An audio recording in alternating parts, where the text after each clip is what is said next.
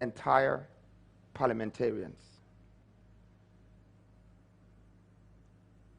Well, tonight, I want to tell everyone that is listening to me that I've had the opportunity to travel around Ghana, and I've had the chance to see what we live for and how bad we have treated our people. And that did not bring me down, but rather it inspired me and made me realize that we have work to do. It doesn't matter. And I'm not here to bring down any party in the past. And I'm not here to also talk about the past that we've done wrong. I'm here to talk about the best of solution for us to go forward, to be able to build our nation and give opportunity equally to the citizens of this country. I believe that they also deserve a fair share of their own equity. The new force, we stand for these priorities, to empower people and to create jobs for them. On that note,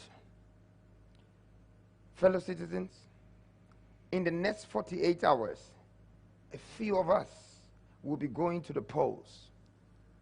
Our bold security officers, our dedicated ambulance service workers, the customs service, the prisons, the immigration, and the Ghana Armed Forces shall be exercising their franchise. I want to first of all thank them wholeheartedly for their dedication to this nation. I have personally been a big beneficiary of the selflessness of the police service and the army this year, but I am saddened by your mere salary, poor pensions and benefits, poor accommodations. During my policy lunch in September, I spoke to you about the SNIT revolution, which is part of the 12 pillars. You can access it.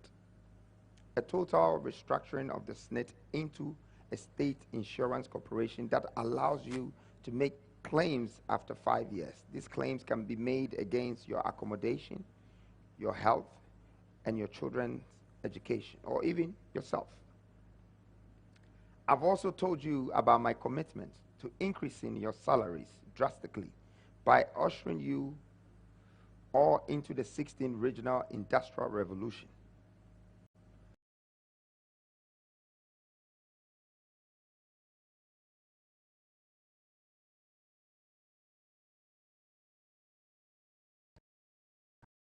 I know this salary is not enough until it moves from low income to mid income. Our economy cannot be sustained. I want you soldiers to own uniforms, and also the uniforms for the police of this country, and because of that, and be the CEOs of the manufacturing that I will introduce into these governmental institutions. Construction companies, the army, the defense center can help, the police center can help.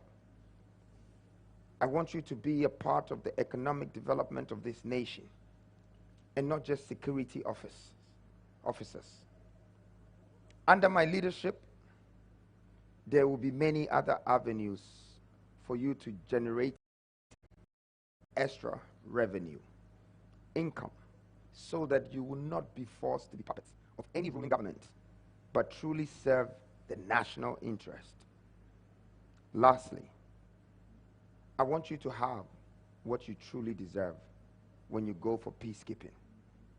You receive some of the smallest stipends in Africa, and I'm going to end that. Now to our media men and journalists. I appreciate your efforts. Yes, I know the extent to which some media houses and platforms have gone to block my messages, stifle my policies, withhold my videos from being aired, and perhaps taking money to work against me. But I still empathize with you. Your power has been taken from you by mere politicians. The very foundation of your institution has been broken. You should have been the voice of the people, but they turned you into the voice of politicians. I want to tell you that you control the sentiments of the people, and that is a very delicate position. You are the press, and you decide for the president. kindly do not mislead or misinform people. The media should rise above all the controls of politicians and commercial interests and ensure that we work to save our nation together. I will see and ensure to it that we expand your industry so you can create revenues from other avenues as well. My message to the disabilities, my brothers and sisters, you have been victims of motor accidents, misdiagnosis, or have been born with some deformities. They call you disabled. I call you differently abled. I'm a man of action. I empathize with you. You have seen what I've done for a blind friend of mine, Brown, who has sponsored to become a journalist. You have seen a set of business I've set up for my friends. They call one leg, a man who battled with weak limbs but has now built his own house and business through Uber. I come with equity, equality, and empowerment. And I want to wish all you special people that are voting, well, that it's time that we vote wisely to determine the future of our country. And it's no more time for us to vote based on parties. Let's stand for our nation and our country. This gives me the chance, after the 276, maybe talk about parliamentary procedures. Fellow citizens, many people have asked me how I would work with no MPs on my side in Parliament. I chose not to answer it publicly. Today, I am going to. In fact, or should I say, as a matter of fact, this is a unique opportunity for us to unite the nation and to work in the national interest. I realized when I was doing the 276 that every single constituency that has an MP who makes the laws for this constituency has not seen to it the laws being effective, and that's why all the constituencies were undeveloped. These are the same people that are our parliamentarians. But I have no problem with that. The good thing is, today we might have 276 parliamentarians. If one party wins, their parliamentarian stands behind them, and the other one fights them. But here's the unique opportunity that I'm about to share with Ghanaians in the position that I stand in today as New Force. Have you ever thought of if Ghana had a third party to stand up against this duopoly, and one becomes a president, and the two duopolies also become a parliamentarian members?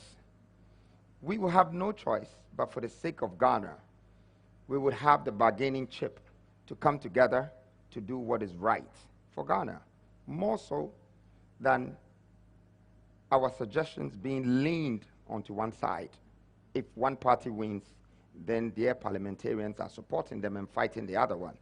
We have faced this problem for over 32 years. My point that I'm making is, as a young man, I'm not here to fight my elders, but I'm here to add value to the society I belong to. This is an opportunity that we have, a bargaining chip, to collate, to merge all these parliamentarians and the new leaders of the new generation, so we can go ahead and harness Ghana together. Well, I like to say that with all this being said, I have a surprise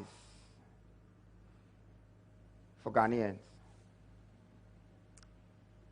Often, one would have expected it to be me unveiling another character from the new six. Fortunately and unfortunately, not tonight, I'm not unveiling any character, but they will be unveiled sooner than later. It's just that I'm glad I've been able to unveil our current state of the nation and unveiled some of the truth that has been hidden from us as a country. But this gives me the chance to bring out the surprise of our new manifesto. Fellow citizens, dear countrymen and women, help me launch the Galamsey Manifesto.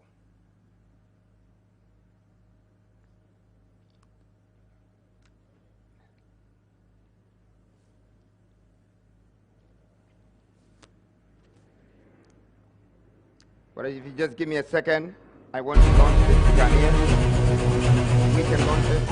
I will. Just 5 seconds.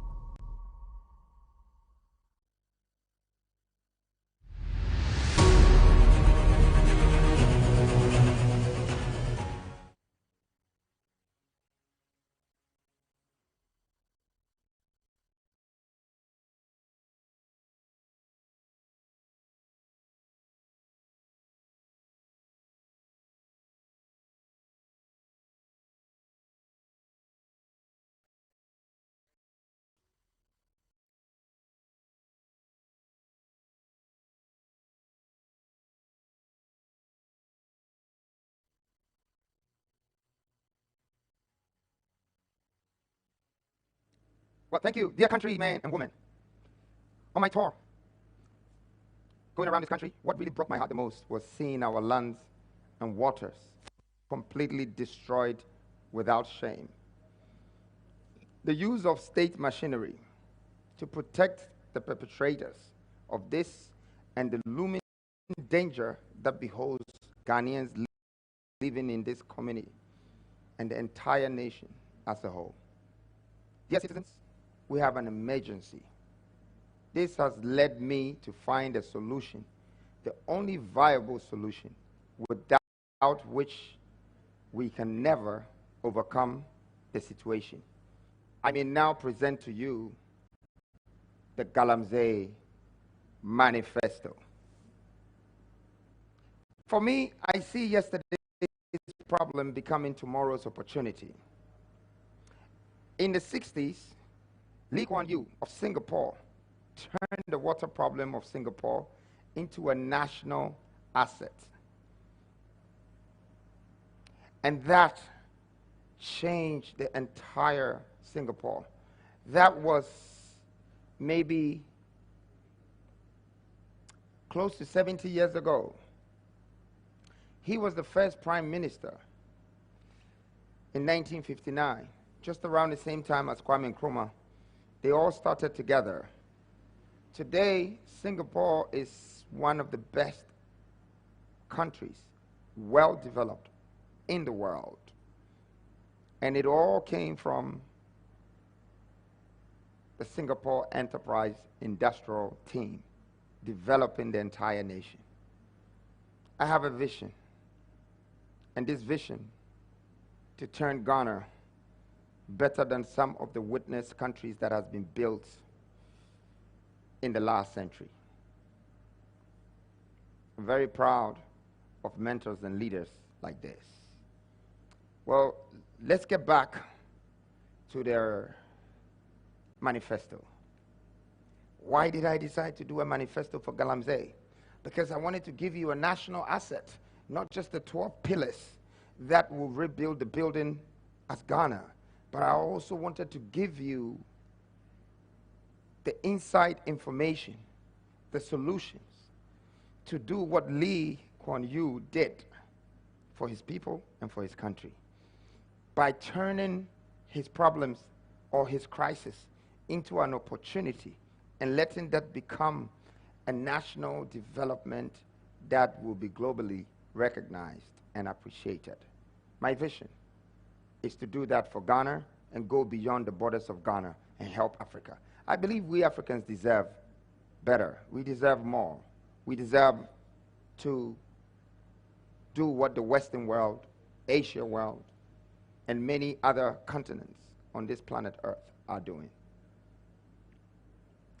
So, let me start by introducing the people that caused the problem and how the problem was caused. They said the only way to have the best solution for a problem is to go back to the roots of the problem. So we went back to the roots and realized that the imperialists, who are the international influence, and they work through multinational companies. They are the imperialists. And then coming down from the imperialists is the cartel. The cartel is the government,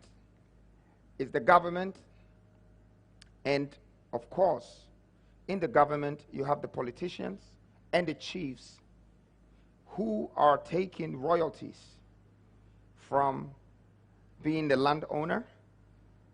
And when you move down from the cartels, you go down to the mafias. The mafias are the Galamseys. I just want to explain to Ghanaians that these local Galamseys campaigns are using cyanide and mercury to wash the sand. I want to just wait on this part a bit, that the three things I've mentioned, the imperialists, and then the cartels, and the mafias. The imperialists are the ones controlling the hard rock mining. The cartels are the ones controlling the colluvial mining. So that is the politicians and the chieftaincies.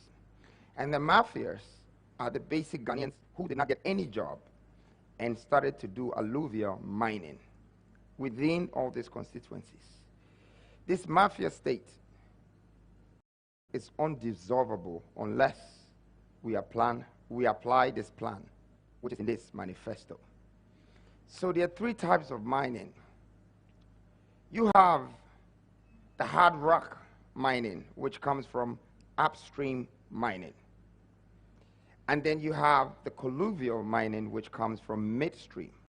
Then you have the alluvial mining, which comes from low stream. I would like to say that these three things is just like how we take oil from the water as crude oil, and then we refine it in a refinery as refinery process, and then bring it to low oil market companies to sell the fuel. That's the same thing that is happening in the mining world, but this time it's destroying our country because of the process. So I know what I'm saying is it's not going to be likely for people, but this manifesto is the only thing that will save this nation, because I can see the opportunity, the vision of Ghana becoming the star of Africa, the powerhouse, if we can go into hard rock mining ourselves and start to create reserves. If we can go into colluvial ourselves and alluvial. So that brings me to a solution, and it's called, the solution will be based on investment, and development. Well, I'd like to start by an investment that I have as a vision for the country, which is water purification. This water purification, all our water bodies in this country, completely destroyed. Now, the water purification, together with the plants of recycling, will cost us 4.5 billion to purify all the water. And if we don't, we are destroying the lands. We are turning all the lands that we grow our crops on into a poisonous land. Very soon, we will not be able to have water in this country, and we will have problems in crop farming because the land has begun to be destroyed and is moving very fast, rapid. Now, if you look at the numbers I was just showing you, 4.5 billion, and the returns of this investment in 10 years is going to give us 32.1 billion, which is 200 tons of gold. Up to date, Ghana, we still don't have that gold in our reserves. We had 7 point something tons, and recently they said a few has been added. Whether over 10, I'm yet to find out. But 200 tons secures you 32 point something billion sitting as our reserves in 10 years, just by this investment. But there is more to this investment that is coming. We are going to use this investment as purifying the water with extra plants. Guys, I think you have the plants, so if you can show the plants. The plants, I would like the plants are here.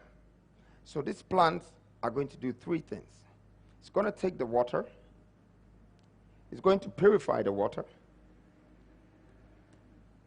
and then it's going to extract the poison out of it, which is cyanide and mercury. But here's an interesting thing that we found. We did the research and realized that once you are able to extract the cyanide, you can turn it to ammonia. Ammonia means you're going into the process of urea. And urea is fertilizer. Currently, we import fertilizers for all farmers. This could be one of our biggest opportunities in lifetime, because now the one problem that we had has come to solve all the problems. Now we're taking the cyanide and the mercury and processing it with some sodium and turning it into fertilizers. Not only would have the purified water gone back into the grounds by building the biggest irrigation system that will harness our agriculture and make us become the #1 food producers in Africa with all our water bodies. This vision, it took Galamsey's problem for us to discover this opportunity. As I'm saying today, we will turn this around and Ghana will have the most jobs, because the recycling plant will be the beginning of our industrial power and our scientific research to find out what we can use anything in Ghana to do, from the plastic on the floor to the clay and to the poison in the water. And not to forget, this same water, we have no choice but to purify it, because our second pillar in this country is to connect all the waters and make it build a water transportation to connect the regions and unify us in doing business. 200 tons of gold as reserves, still not enough. The Galamsey Manifesto has a plan to build our own upscale mining, which is more upstream mining, mid-scale, colluvial mining, and then low-scale mining. But whatever water that is being purified is going into that ground that you just saw before this picture of colluvial mining. This farming, you need to put those pipes onto the ground, the pipelines, to create that. So there will be a whole circulation of manufacturing chain order. You are looking at a new Ghana being transformed through this. Now, I want to talk a little bit more about this opportunity of the Galamsey being turned into an industrial hub within the regions. What I saw in a lot of places in Ashanti region, there was almost every 2-3 miles, there was a valley with water that is poisoned and people in the water, sort of, washing the water with poison. So this is some kind of issue that it will be so difficult to resolve it if we don't give back to society. This plant is going to create jobs for the same people who were doing Galamsey. They will probably be paid more than they were receiving from chasing the gold crumbs. Purification, which is going to be 4.5 billion, would also create tens of thousands of jobs within the nation itself. So it's not like the 4.5 billion is going out of the country. The 4.5 billion would be payment that will go back onto Ghanaians as workers, whilst we turn that into billions of dollars. You saw it yourself, 32.1. As such, other ideas around this gold industry, I like to say that the imperialists, who are companies like, or imperialists who support companies like Ashanti Goldfields, you might never know who the owner is because it says Ashanti Goldfields, or Goldfields, or many other fields. They all amount to trillions of dollars when you go back just 40 years, 4 decades. In 8 to 9 regions, this amount of wealth has been extracted. We decided to do a bit of research and not investigate them, but it's public information to find out more.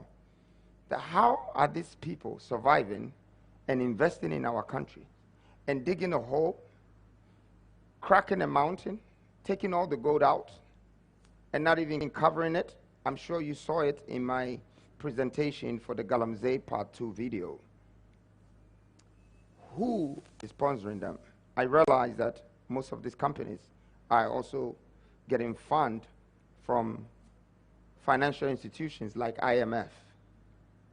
My vision, my mission is to write off our debt with IMF, because we don't need to owe them, but we can simply have international commercial relationships with them. If they're interested in gold, they can definitely buy from us once we produce it ourselves. And not to say that we don't want any foreigner to also mine here, but we just don't want any foreigner to extract from here, and we don't get the skill set.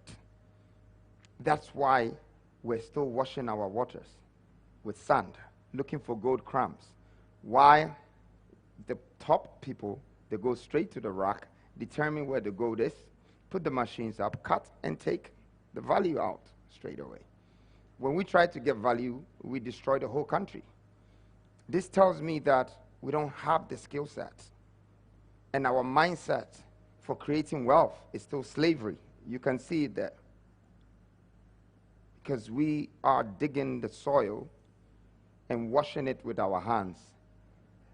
They are using machines to excavate, to crack into our stones. I stand here today because industrialization is the only way out for us as a nation to build ourselves. If we don't put this in place, and I don't just have to be president to do that, but I'm already on a mission to make sure that this is accomplished for Ghana and for the rest of African countries. We live by machines. We wake up in the morning and iron our clothes with machines. We are on the phone, it's a machine. We drive to work, it's a machine. none of these machines that we can build, and none of these machines that we are using. Over the tour in the 276, I realized that the most markets were on the roadside, and the most businesses were in the bush, where someone is excavating or moving the earth and extracting the wealth that we go back to either the IMFs or the World Bank to borrow for our economy.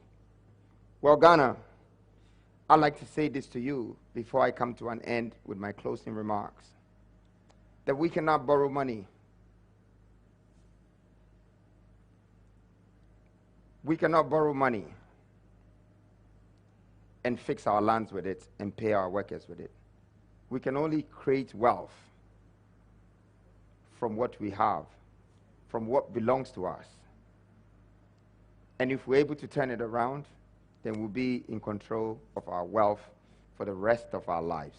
Our children will adapt from it, they will learn from it, they will come with more skills, and there will be more intel to expand our vision.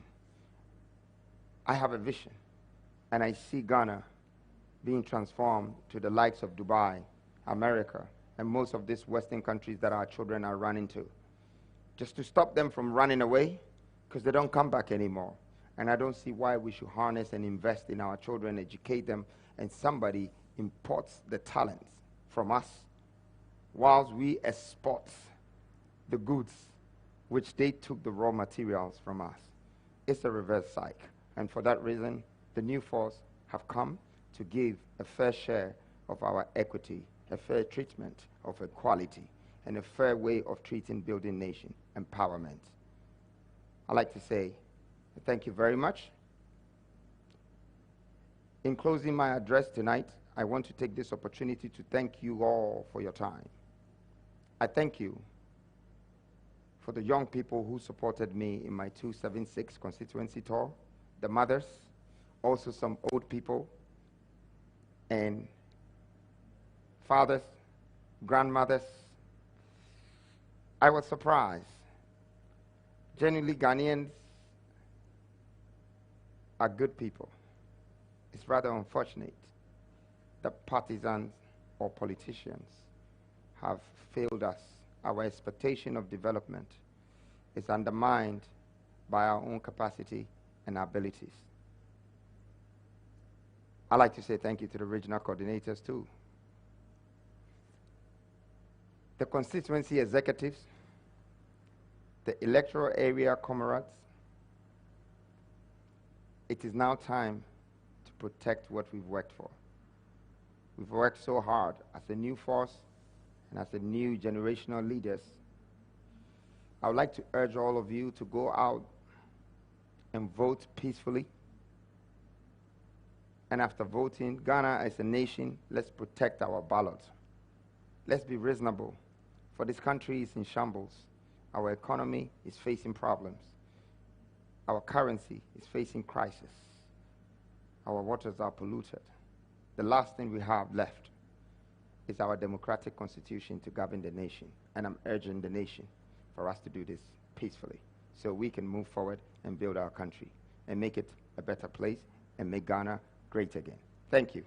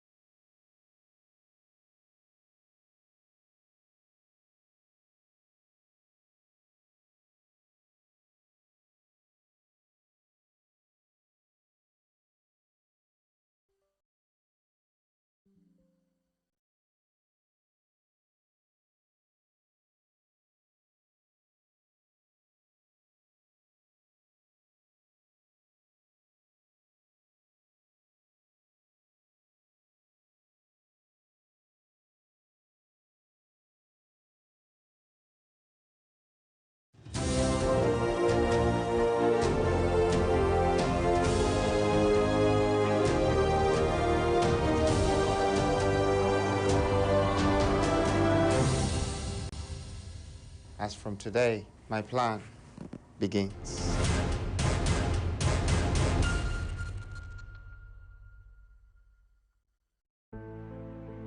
The 16 regions of Ghana are bustling with untapped riches. Western region boasts of $412 billion in mineral resources. Water region holds 100. By harnessing the power of our waters and creating a vast eastern and western railway network, Ghana will rise as a gateway for commerce on the continent, driving economic growth and regional integration. This is not just a vision, it is an undeniable truth.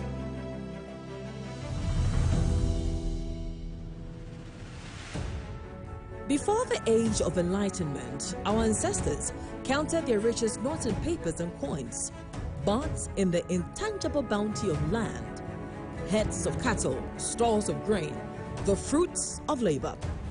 These were the true reserves that built nations and sustained people. But what about Ghana today?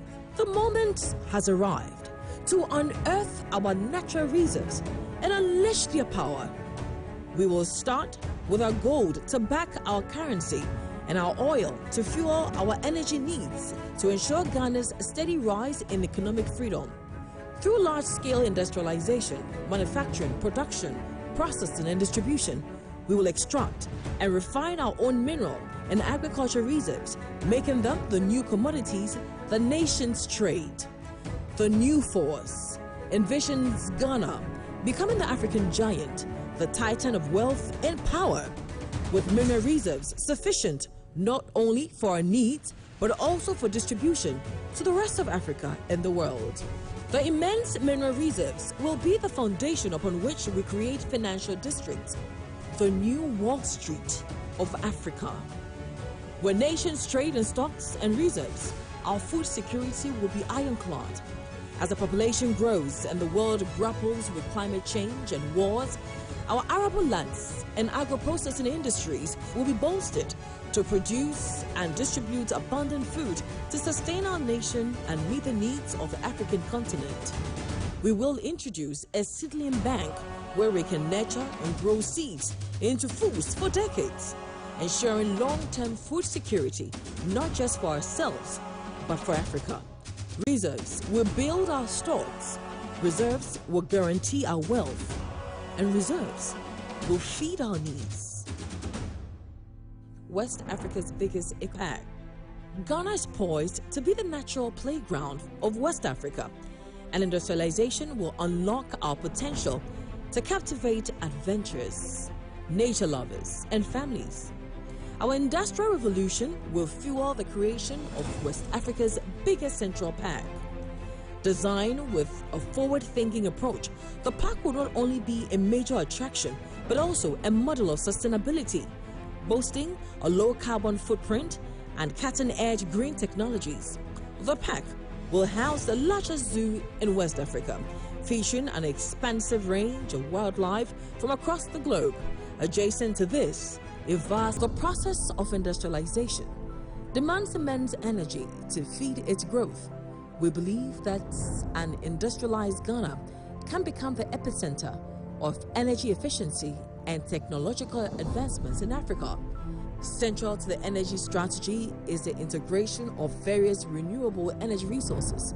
Hydropower will leverage the country's abundant water resources to generate electricity sustainably.